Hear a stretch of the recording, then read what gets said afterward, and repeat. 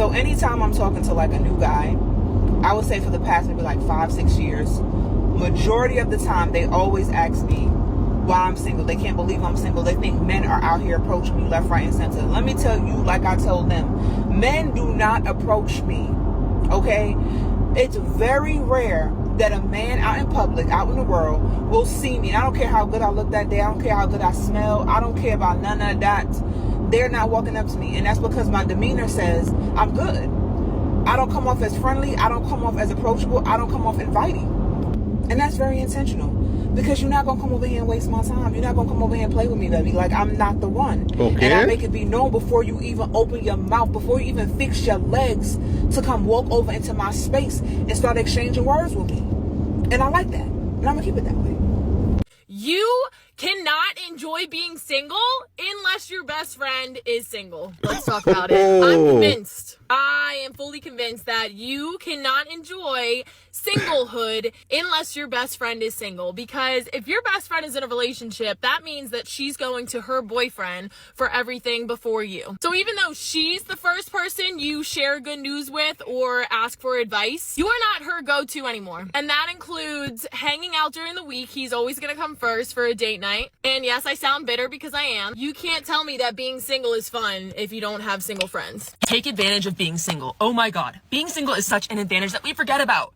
Extra time, extra money, extra energy. We look better, our body, our hair, our makeup, we're glowing when we're single. There's no one distracting us. There's no one making us eat cake when we don't want to eat cake. I can tell you how it goes when you get a partner, okay? If you haven't had one before, you lose yourself a little bit. You look in the mirror 2 years down the road and you're like, I'm sorry, is that me? It happens to all of us. Take advantage of being your hottest self right now. Having all this extra time to make more money, get a better career, work out more, whatever you need to do. Because what happens when we work on ourselves and we actually level up? We attract a higher level partner. They are coming. Trust. Keep working on yourself. I know that phrase is so cliche, but it's true. Keep plugging away. I'm doing the same thing. I'm in it with you, All okay? right, let's just support each other in debunk the that. comments. I love you. My mum came up to me the other me day pause. and she was like, Ellie, have you ever thought you might be intimidating men? And I was like, yes, 100%. There is no doubt about it. Anyway, I looked up some of the signs. So here are the signs. You're attractive, but you're still single. I know I'm not unattractive. I've just woken up, so don't take this seriously. I have a high-paying job. No, not really. One day, I will be a millionaire, without a doubt, but right now, no. You're taller than them? Yeah, I'm like 5'8", 5'9". Soz, can't do much about that. I have high self-esteem. Yeah, I'm the shit. I'm in the actual shit. You speak your mind without holding back. Yeah, like I'm not wasting my time. Let's just get out the fucking way and get things done.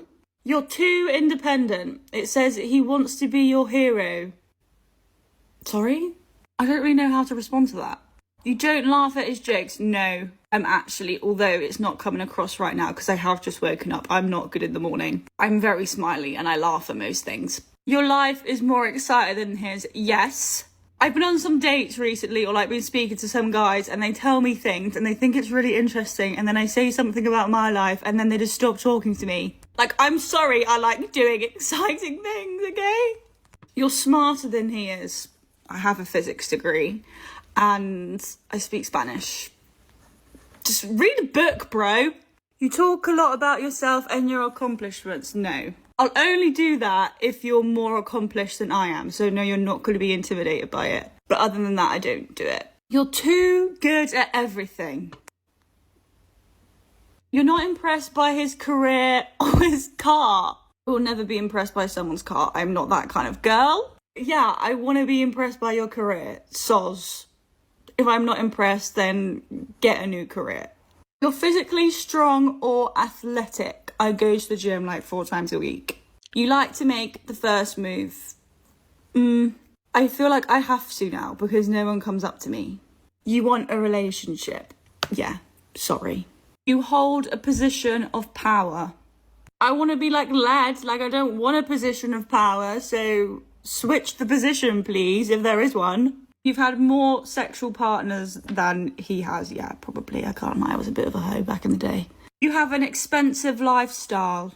Only when it comes to food and a nice bed. Apart from that, I'm alright. You can read people well. I can. I enjoy reading people. I would sit in a cafe for hours just to watch people and try and read them. You are intense. Dunno. But don't let this get you down. It's his problem, not yours. Yeah, I know. From what this is saying, it's saying that a high value man who's confident in himself and his masculinity is going to be attracted to me. And that's what I want. Okay. Ready to intimidate more men. I am going to be 30 in October, so that means that I would have been single for 12 years because the last boyfriend I had was when I... Let me just say this. Why do men rarely approach women, even though they are very attractive? In my opinion, many women, despite being attractive, find that men rarely approach them, and this could be due to many reasons. You know, it could be the way they behave, it could be the way they are being perceived, maybe as friendly or approachable, which is very, very important. And sometimes projecting an aura of this self-sufficiency and strength can really unintentionally discourage potential suitors. So ladies, take note of that. Intimidation is really what really scares some men out there. So make sure you look approachable. That's my personal opinion. I just turned 18 and I don't know anyone else that's been in this situation before that's never had a boyfriend throughout their 20s. That means never going on holiday with anyone, living with anyone, introducing anyone to my parents or my family. I've just never done it. And I don't know if there's a beauty in that or if there's a bit that I'm kind of missing throughout my whole 20s. But I wanted to add the extra layer of complexity that having low self-esteem, anxious attachment styles, suffering with anxiety, suffering with low mood, how that contributes to dating and how that contributes to me staying single or anyone staying single. I think that it's really nerve-wracking going on a date. And if it's psyching yourself up to go on a date, it's really nerve-wracking speaking to someone new. It's really nerve-wracking if it's something that you don't practice a lot and go out a lot. Then you put a lot of stock in going on a date and meeting that person or talking to that person. And I definitely do that. And I'm like, do I really want to let anyone in to my perfect little peace bubble that I have here? No, not really. But then I'm also like, I don't want to be alone forever. I want to have kids. I'm not bothered about getting married, but I'd like to have a partner. I'd like to live with someone. I'd like to build a life with someone. Letting people in and letting them into like your perfect world, the world you're in, is a big deal when you don't do it very often. And so that fear of being hurt, rejected, and it happens. Not everyone that you meet and that you likes you back. And I think it's that fear that obviously holds anxious people and people with low self-esteem or whatever back because they've been hurt, they've been scorned, and they don't want to do it again. I saw a video of someone talking about being single throughout your 20s or being single for a long period of time, and she summed it up so well, is the fact that you are okay being single and you don't want to be in a relationship for the sake of being in a relationship. Like, I'm not that type of person where I need to have that validation constantly.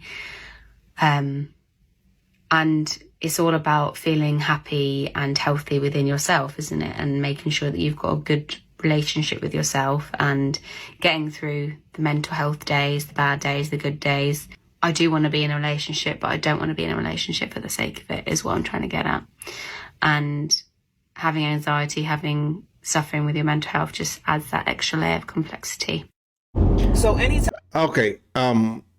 After watching these videos, I really went thoroughly with it, and I came up with some series of questions which I will be answering. The first one I came up with was, why is it harder to enjoy being single when your best friend is in a relationship? Just give me some time. I'll just put it right here so we can all go along with it.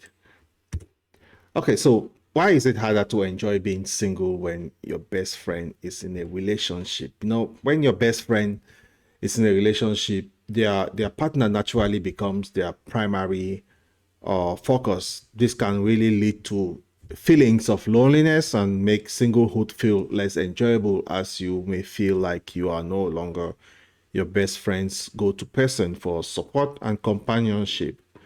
Another question I came about was, What are the advantages of being single? It's very straightforward. Being single offers numerous advantages, including extra time, money, energy that can be dedicated to self-improvement, and you have the freedom to pursue your passions, focus on your career, and even develop yourself without distractions. What are some signs that you might be intimidating to men? Some women are very, very intimidating without really actually knowing, it's just come like, as well, I don't know, I'm intimidating, something like that. But there are several traits that men may find intimidating, such as a high paying job, or strong self-esteem, and also direct communication. Independence too is a very big one. And if you're living a fulfilling life, that can be a hurdle as well. So being taller than average, or even smarter, or even more physically fit can also be a contributing factor of why you might look intimidating. So the fifth question I will be answering right here will be how does low self-esteem or anxiety affect dating? Now, low self-esteem usually or low self-esteem and anxiety can create this significant barrier in dating. The fear of rejection, hurt, vulnerability can really make it difficult to put yourself out there and engage in a dating process wholeheartedly. Is it okay to be single throughout your 20s? This is a tricky one. Not nowadays. I mean, I would say it's quite possible. It's really quite possible. There is no set timeline for finding a partner and being single throughout your 20s. I mean, 20s is perfectly acceptable. So this time can be really valuable for this self-discovery, personal growth, and even exploring what your true wants are in life. So that was it. I would like to know your thoughts on why you think no man approaches women nowadays, and why women don't have as many options as they think, or as we think. So let me know your thoughts in the comment section below. See you in the next one. Thanks for tuning in to the Black Coffee Podcast. Cheers.